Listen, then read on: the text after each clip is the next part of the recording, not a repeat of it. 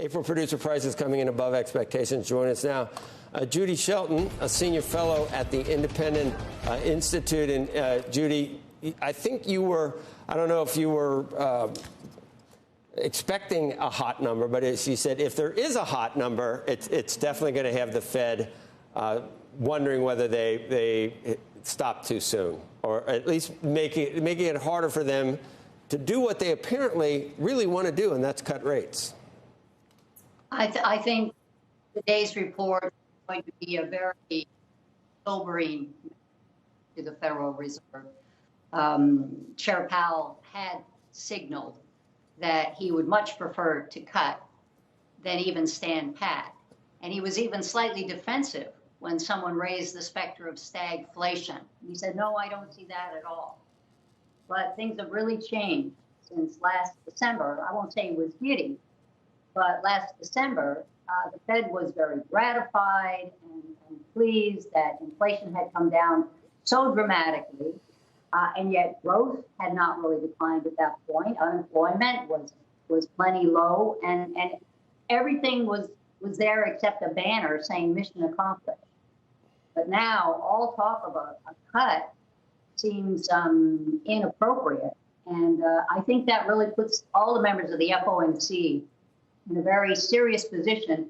They consider the current rate restrictive, but I think they're going to have to recognize that growth has come down from 4.9% to 3.4% to 1.6% in the last quarter. I think it is restrictive in terms of private lending, but it is not holding back public borrowing. And fiscal policy is working at exact cross purposes. The Fed is trying to slow down economic activity. With the federal government and the Biden administration sprinkling money all over the country on these big projects, where they're bragging about creating more jobs, that is the opposite of reducing demand. So that's putting pressure on prices. And I don't think that restrictive monetary policy can get ahead of that. That's why we're talking about a bifurcated economy now. Wouldn't you rather have the Fed spurring the private?